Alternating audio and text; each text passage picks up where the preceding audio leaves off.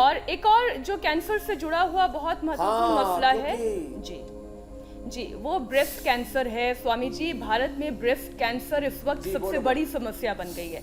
Breast cancer के warriors के लिए रोजाना कौन से योग और प्राणायाम हैं जो करने ही चाहिए? अब मैं सबके लिए बता रहा हूं, प्राणायाम 99% बेनिफिट करता है। एक तरफ पूरा योगाभ्यास और सारी दवाइयां और एक तरफ प्राणायाम, तो 100% बेनिफिट होगा।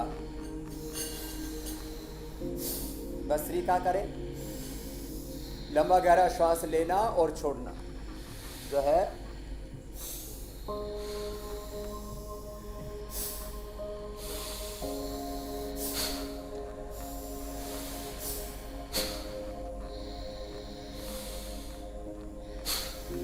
Bhastrika 5 minute. Cancer cells can not thrive in an oxygenated environment. ये बहुत बड़ा सत्य है कि योग करने वाले को जो लंबा सांस लेता है उसको कैंसर नहीं, क्योंकि कैंसर सेल्स जहां ऑक्सीजन की मात्रा ज्यादा होती है उनके ऊपर प्रयोग किया गया। कैंसर की कोशिकाओं को लाइव लेकर के ज्यादा ऑक्सीजन वाले वातावरण में रख दिया, वो खत्म, मतलब कैंसर खत्म हो गया। ये तो लंबे श्वास लेना, प्राणायाम तो करना ही, लंबे श्वास लेना ये संजीवनी है कैंसर के लिए। ऐसे दिन भर भी लंबे श्वास लेते रहे। इसलिए मैं कैंसर के रोगियों को, जिनको 3rd 4th स्टेज का कैंसर होता है, उनको कहता हूं सुबह शाम खाली पेट तो कपालभाति करो और दिन में सूक्ष्म व्यायाम जो भी हो टहल फिर लो। भस्त्रिका, अनुलोम विलोम, भ्रामरी, उद्गीत दिन भर मैंने करवाया और 4th स्टेज के कैंसर के रोगियों को बिना ऑपरेशन, बिना रेडिएशन, बिना कीमो को बचाया है। तो भस्त्रिका ये 5 मिनट करना है। फिर कपालभाति करते करते जरा बहुत गहरी बातें बता रहा हूं। ब्रेस्ट कैंसर, यूट्रस ओवरी का cancer, brain cancer, blood cancer, करीब 250 प्रकार का तो नॉन कैंसर है। बाकी तो इसकी इतनी शाखाएं हैं, इतनी सूक्ष्मताएं हैं। कैंसर के कारण हमने बताया जेनेटिकली होता है, पोल्यूशन से होता है, गलत लाइफस्टाइल से होता है और बाकी भी कैसे किन किन चीज़ों से होता है, खास करके गलत आहार विचार से और स्ट्रेस से और एक डिसिप्लिन लाइफ न जीने के कारण से होता है। तो फिर जंक फूड, फास्ट फूड चलो छोड़ दिया। आजकल तो खेती में इतने फर्टिलाइजर्स, इतने पेस्टिसाइड्स, इतनी इंसेक्टिसाइड्स। अब ऑर्गेनिक खेती एक बड़ा प्रश्न है और पूरी दुनिया को वापस आना ही पड़ेगा। प्रकृति के शरण में नहीं आएंगे तो विकृति आएगी। तो घर में जितना हो सके, हमने कई बार बताया कि आप अपने गमलों के अंदर, छत के ऊपर, आंगन में आप लौकी, तोरई, करेला, टमाटर, ये सब अपने घर में बो सकते हैं। और खास करके जड़ी बूटियां तो अपने घर में बो ही सकते हैं। हमने गमलों में बोई हुई, गमले में गिलोय है, तुलसी है, एलोवेरा है, जवारा है, नीम है, ये गमलों में बो सकते हैं। और बोनसाई जी रख सकते हैं नीम को भी। बाकी तो ये लताएं हैं, घर में सब हो जाता है। किस तरह से इससे बच सकते हैं ये उपाय भी बताएंगे। अभी उपाय ये बता रहा हूं कि कपालभाति करें, अनुलोम विलोम करें। इससे क्या होगा, एक ऐसी एनर्जी पैदा हो जाती है, चाहे वो कैंसर की गांठ है, चाहे टीबी की गांठ है, चाहे बिना टीबी की गांठ है। एक को बेनाइन ट्यूमर बोलते हैं बिना कैंसर वाली को, एक कैंसर वाली को मैलिग्नेंट ट्यूमर बोलते हैं और टीबी वाले को टीबी वाली गांठ कहते ही हैं। और कई बार पता ही नहीं लगता, जब ब्रेन का सीटी स्कैन कराते हैं, एमआरआई कराते हैं, तब पता लगा रहे ये तो ब्रेन ट्यूमर हो गया। कई बार ऐसे सामान्य रूप से दिखता नहीं, लेकिन बाद में जब ऐसे किया टटोला तो पता लगा अरे ये तो ब्रेस्ट में ट्यूमर हो गया। यूट्रस में, ओवरी में पता ही नहीं लगता है। किसी को पेनक्रियाज में, लीवर में गांठें हो जाती हैं, पता ही नहीं लगता। किडनी में गांठें हो जाती हैं और बाद में कैंसर का रूप ले लेती हैं। प्रोस्टेट में गांठें हो जाती हैं और पीएसए लेवल, जब ये तो बाद में पता लगता है। ब्लड कैंसर हो जाता है, पता ही नहीं लगता है। T3 जो है, TLC, DLC, WBC, RBC platelets गड़बड़ हो जाते हैं। एक ये जो बायोप्सी करा करके चेक कराने वाला या PSA लेवल आदि चेक करा के या ब्लड का चेक करा करके जो कैंसर का पता करते हैं, उसके अलावा मैं तो एक बात कहता हूं, किसी को भी कैंसर हो सकता है। और मैंने बोला था every person have cancer cells in the body, these are the pre cancer cells और पोस्ट कैंसर सेल्स, बस इससे आगे कुछ भी नहीं है।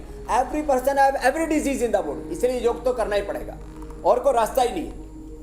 देखो यदि आपकी बॉडी ऑर्डर में नहीं है, आपकी बॉडी, आपके थॉट्स, आपके इमोशंस ये ऑर्डर में नहीं है, अनुशासन में नहीं है, मर्यादा में नहीं है, इसलिए तो मर्यादा पुरुषोत्तम श्राम कहते हैं। मर्यादा अर्थात एक लेवल में रहना चाहिए सब चीजों का। उस लेवल से ऊपर नीचे चले गए, TLC, DLC, WBC, RBC, blood cells गड़बड़ हो गई तो ब्लड कैंसर है। एक लेवल में सेल्स की ग्रोथ और वो ब्रेक होने चाहिए, उसको जो है एनाबॉलिज्म, कैटाबॉलिज्म, मेटाबॉलिज्म। एक दिन मैंने पूरा बताया था, एक हमारे ब्लड सेल माने हमारे डब्ल्यूबीसी 24 घंटे में, प्लेटलेट 7 दिन में, हमारे रेड ब्लड सेल्स वो 3 महीने के अंदर करीब जो है 100 से 120 दिन के अंदर, 2 महीने के अंदर हमारे skin cell, blood cell, bone cell, सब बॉडी के सेल्स की एक साइकिल है। उतने दिनों में वो पुराने खत्म होते रहते हैं, नए बनते रहते हैं, तो एक पूरा ये साइकिल टूट जाता है। तो योग करने से ऑटो मोड पर आ जाती है बॉडी, ऑटो पायलट पर आ जाती है। और कपालभाति, अनुलोम विलोम करने से तो गांठें अपने आप डिजोल्व हो जाती है। किसी किसी की तो बॉडी में टेंडेंसी हो जाती है, एक गांठ निकाली दूसरी में होगी, एक ब्रेस्ट में कैंसर था उसको निकाला दूसरी में हो गया, यहां से निकाला फिर लिवर में। तो ये बॉडी की, माइंड की जो टेंडेंसी है, आदत है, इसको भी ठीक करना है, स्वभाव है, प्रकृति है। बिल्कुल स्वामी जी, ठीक हो जाता है। स्वभाव अध्यात्म उच्यते, योग स्वभाव बनेगा तो ये रोग हमारे स्वभाव में नहीं रहेंगे। और योग के जरिए और स्वामी जी, इसका पूरा साइंटिफिक पूरा हमने रिसर्च किया है जी स्वामी जी, योग के जरिए जो लूटमार मची जिसका आप जी, बार हुसैन बार भाई। जिक्र करते हैं, ड्रग माफिया और तमाम तरह के जो माफिया काम कर रहे हैं, हम उनकी लूटमार पर भी रोक लगा सकते हैं इस योग के जरिए। लेकिन अब एक और तरह की लूटमार है स्वामी जी, गुटखा, पान मसाला, तंबाकू, सिगरेट, शराब, इन सारी चीजों की भी एक तरह की लूटमार मची हुई है। लोगों को बुरी तरह से आदी बना दिया गया इन सारी चीजों का। ओरल कैंसर, लंग कैंसर, कैसे इन सारी चीजों की लत से आजादी मिल गुलाम सकती बना है? दिया है, पराधीन बना दिया है। बिल्कुल गुलाम बना दिया। ये इसको जो है मैं कह रहा हूँ लूट को ऑफिशियल कर दिया है। जो है ये ड्रग माफिया आधिकारिक के साथ लूट। ये नशा माफिया तो और ज्यादा खतरनाक है जी, आधिकारिक लूट माने लाइसेंस दिया जाता है गुटखा बनाने की फैक्ट्री का, दारू की फैक्ट्री का, बीड़ी सिगरेट शराब की फैक्ट्री का, और बस बड़ा-बड़ा लिख जो है दिया जाता है, वैधानिक smoking तरीके is से लूट injurious होती to है, health। आधिकारिक तरीके से लूट होती है।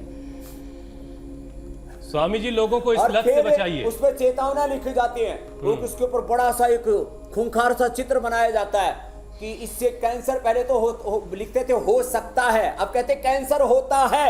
और फिर भी लोग इतने गुलाम हो गए हैं इन चीजों के, कैंसर होने के बाद ठीक हो जाते हैं, फिर दोबारा खाना पीना शुरू कर देते हैं। इसलिए प्राणायाम करें तो उससे हैप्पी हार्मोन्स अंदर से पैदा होते हैं, ये एंडोर्फिन, इनकेफेलिन, सेरोटोनिन, डोपामिन। तो कपालभाति और अनुलोम विलोम, इससे नशा भी छूट जाता है हुसैन भाई। मैंने कोई भी मजहब का पालन करने वाला हूँ, जैसे आप इस्लाम में पैदा हो गए, मुसलमान घर में, आप यहाँ के यहाँ दारू नहीं पीते, लेकिन आपके मुसलमान भाई भी बीड़ी, सिगरेट, शराब को छोड़ करके गुटखा, मसाला ये तो खाते रहते हैं। एक नशा छोड़ा, अरे नशा छोड़ने के लिए इस्लाम में मना किया था, नशा छोड़ने के लिए गीता में और वेदों में, रामायण महाभारत में लिखा है। लेकिन हम एक बोले ये नशा तो नहीं छोड़ने के लिए बोला, दारू तो छोड़ने के लिए बोला है, बोले ये गुटखा तो छोड़ने के, गुटखा तो लिखा है, गुटखा था ही नहीं कुरान के समय।